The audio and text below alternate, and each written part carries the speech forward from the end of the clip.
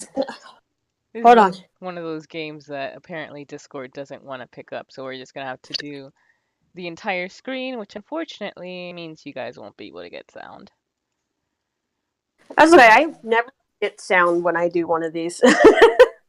Some games it does work, some games it's like, nah, you guys don't need sound. I think we'll be okay. Alright, well, it doesn't seem like there's any sound on the title screen, which is weird, but alright. So, hello everyone, and welcome back. We are now starting Heaven's Gate, which is a visual novel created by Etherain. If you have seen the series Hello Charlotte, which Jamie and I streamed a while ago, it's sort of supposed to be I'm not even sure, I guess an alternate universe thing concentrated on a couple of the characters. Jamie and I played through that. KeaDane has not played through it, but from my understanding, since this is an alternate universe, you don't. I'm going to assume you don't need to have played it. But hopefully. to be fair, it took us 3 games to kind of figure out what was going on, anyways. So, you know, it's fine. It's fine. We'll just roll with it. Whatever happens, happens. Hmm. Though it's not giving any sound. That's very strange. Vincent Fennel. Huh. Well, fennel. Let me see something. All right, it's normal that there's no sound. Okay. Oh, okay. Oh, okay. Interesting. All right. So in terms of characters, how about we give Vincent to KeaDane? So I'll do narrator, and we'll see which all characters appear. Okay. I'm Vincent, assuming if Charlotte's a character in this, I'll default to her. yeah. Vincent Fennel is watching a small trail of ants go by, his gaze remaining disinterested. I approach him out of curiosity. Oh, winged ants. That's rare. They're so small. That's good. Bugs are yucky. Look, He gets up from his knees and steps closer to the ant trail. we must be like gods to them, don't you think? With those words, Vincent picks one up. Just one tug and... The wing rips off with an alarming ease. Stop it! Let it go! What are you being so upset about? Just because we are bigger, that doesn't mean we should hurt them.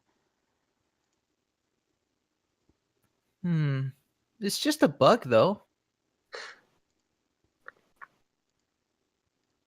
Mom says even the smallest lives matter. My mom says bugs are annoying. If you don't stop, I'll tell the nurses. Huh. The boy simply gets up and leaves. Bye. What's up with him? From that day on, I decide that I don't like Vincent Fennel at all. He tastes vaguely of licorice. It's lunch break.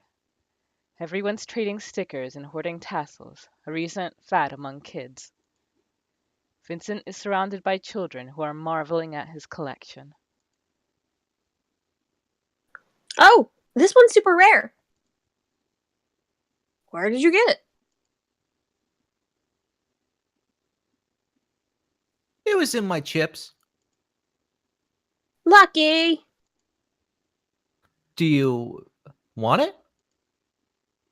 Huh. I can have it? But I don't have anything good to trade you. I don't mind.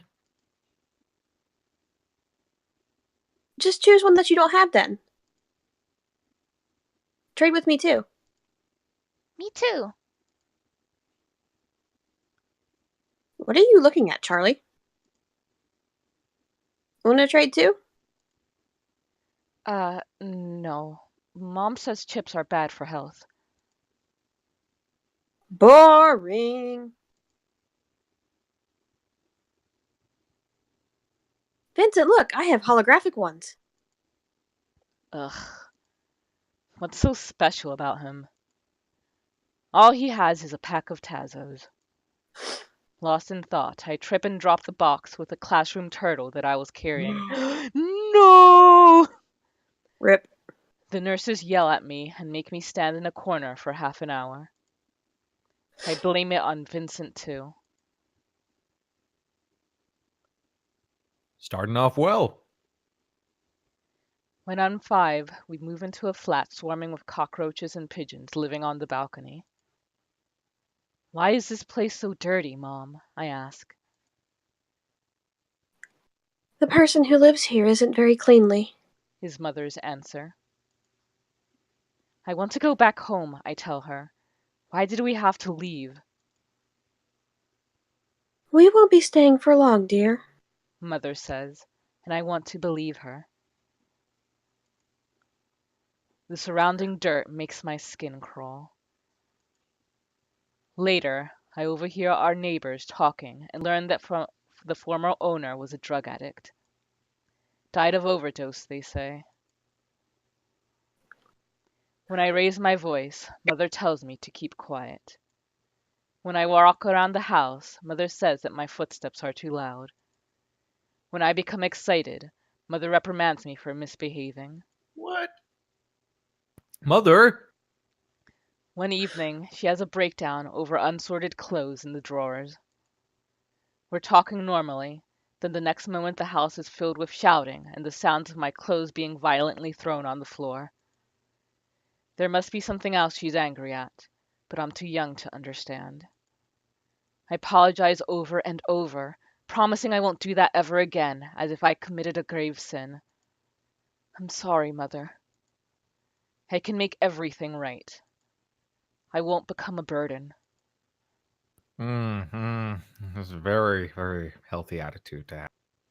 Yep. We're having a concert to celebrate autumn. Our nurses are wearing dresses with paper maple leaves sewn onto them. I recite a poem aloud, trying not to mess it up halfway. It has 4 lines. I'm so nervous that my voice comes out too quietly, even though I recite it perfectly. Vincent got 6 lines. It must be because the nurses think he's the smartest in the group. Hell, he even goes to the chess club.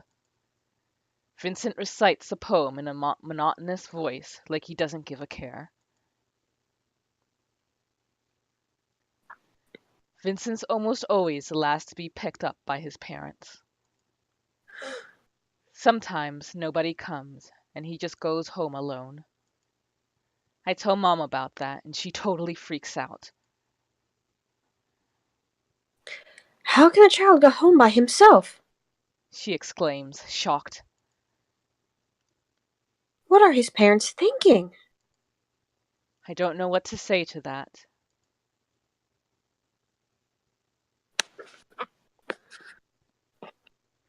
It's Valentine's Day. Everyone gets tangerines and Kinder Surprises for lunch. Oh, Kinder Surprise. Is that like the Kinder eggs, or what is Yep, that's the Kinder eggs. that? I get sick and throw up onto my festive shirt. I didn't like it much anyway. Mom did, though. Vincent is at the nurse's office, too. He tripped and scraped his knee. The nurse is drawing a net on it with green antiseptic. The scrape seems bad, but he's not even wincing, his stare staying blank. Does he feel any pain? Maybe he's actually a robot. I want to ask him that, but my headache is too strong, so I ignore him. All I want to do is go home and watch cartoons in bed. Thankfully, Mom's quick to come to my rescue.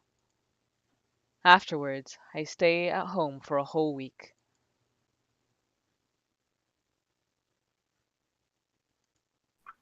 Time passes fast. My kindergarten graduation album is filled with pictures of other kids running around and a macro photograph of myself in some kind of medieval clothing from the photo shoot. It's my favorite one, but I'll never admit that. I can barely contain my excitement for the first day of school. Vincent goes to a different one, but it doesn't matter. I didn't like him much anyway.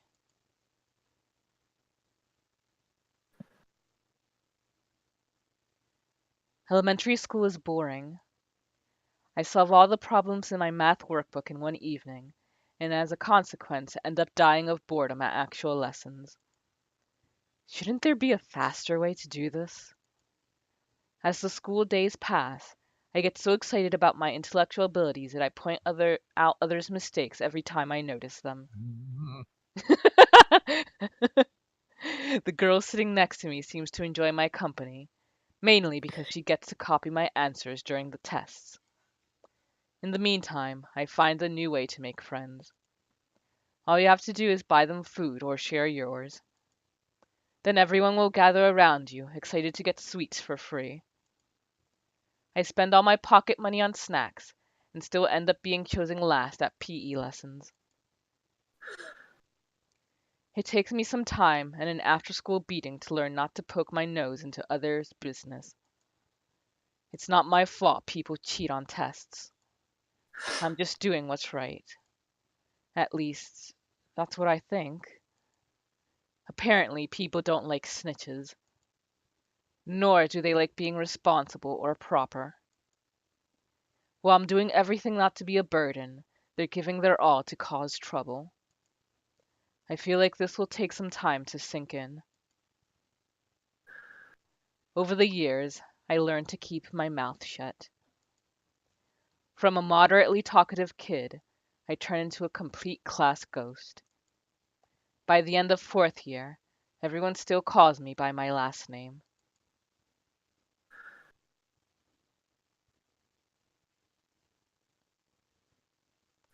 In middle school, we see each other again. Vincent looks more frail than I remember him being. Maybe it's just that I've gotten taller. When he sees me, he smiles. In fact, he smiles to everyone.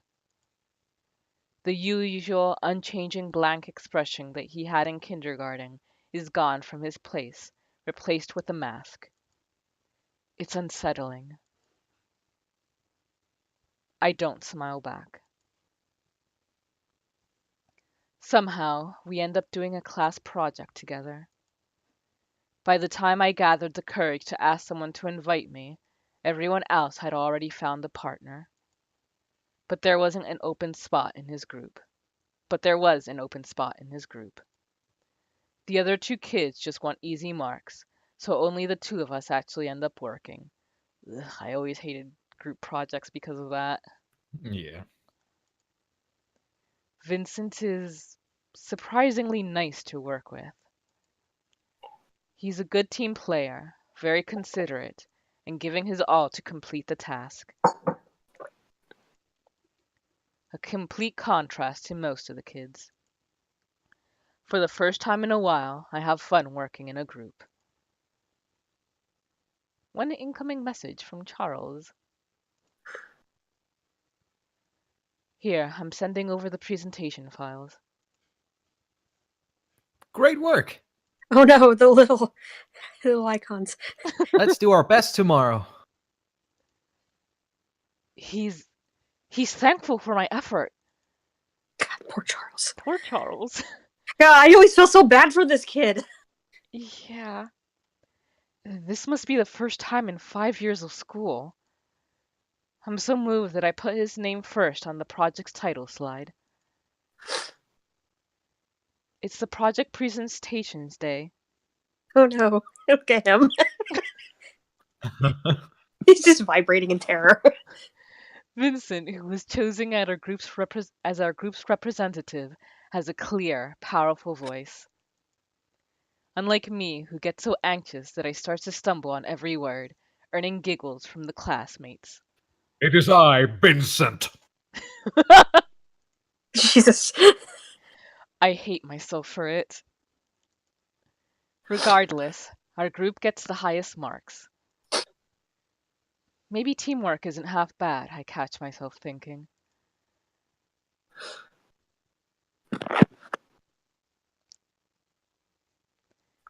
Vincent loses consciousness during one of our PE lessons. I've never really noticed it before, but he really has the worst stamina in our class. While I fail all the speed tests, I can endure running long distances just fine. Meanwhile, I die like taking 2 steps in any direction. Mood. He, however, looks completely exhausted after just a few laps. After overhearing one of the conversations between teachers, I learned that Vincent has health complications.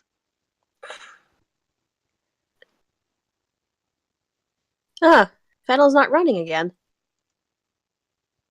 I heard he has a weak heart. Or was it anemia?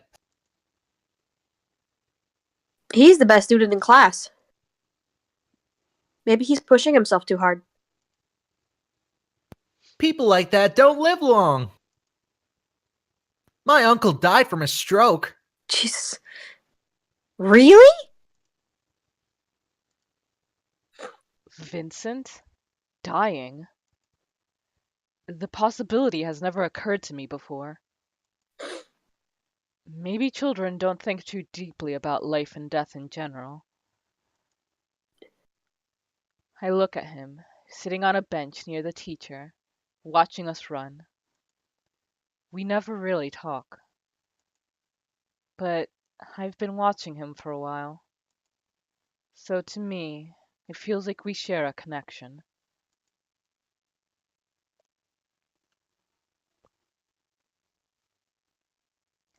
I often volunteer to stay behind on class duty. You want me to Henrietta, do on? yeah, Henrietta Warhol gets bullied into it. The other girls call her smelly and cow tits and make her do things instead of them.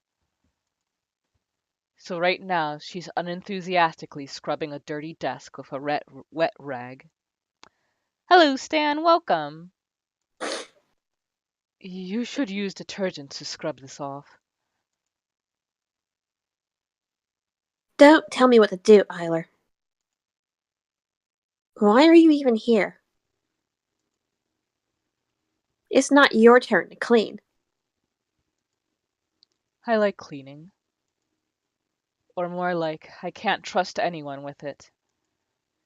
Everyone's too sloppy and lazy to properly clean all the dust. Just thinking of sitting behind a dirty desk makes my skin crawl. Weirdo. You can go home. I plan to stay after lessons anyway. I have piano class coming up in 2 hours. Just enough time to clean and do homework. No, I'll stay. They're waiting outside. Mm, If I go too early, they might think I'm slacking off. Damn, that's complicated. Okay. We clean in silence. I don't really know what to talk about with her.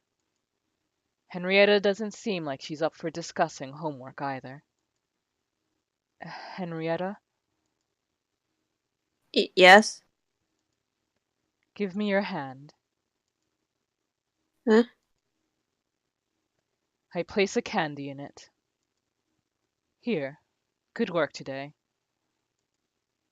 Carrying snacks around still remains as a habit of mine.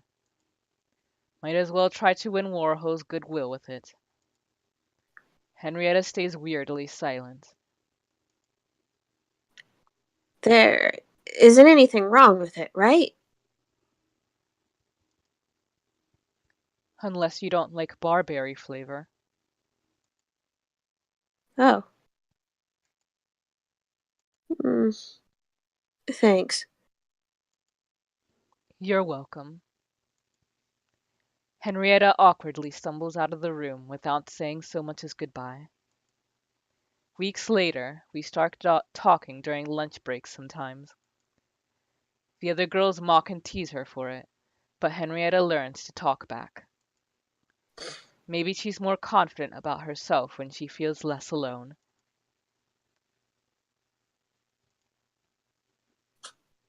Okay, listen up, Eiler.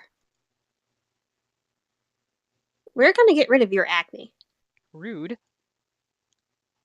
I'm gonna send you a list of skincare products and food to avoid. But Mom! No buts. For a clean freak, you sure hate looking after yourself. Noel and I have always been close. I would sing songs for him and he would teach me about all sorts of things. He's so smart. Academically anyway.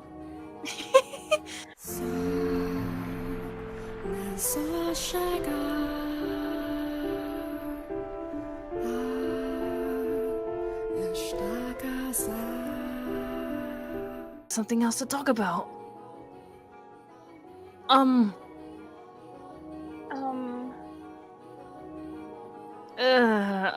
Yes. You can ask me anything. Does the master, your father, Lord Amel, often retire from the mansion?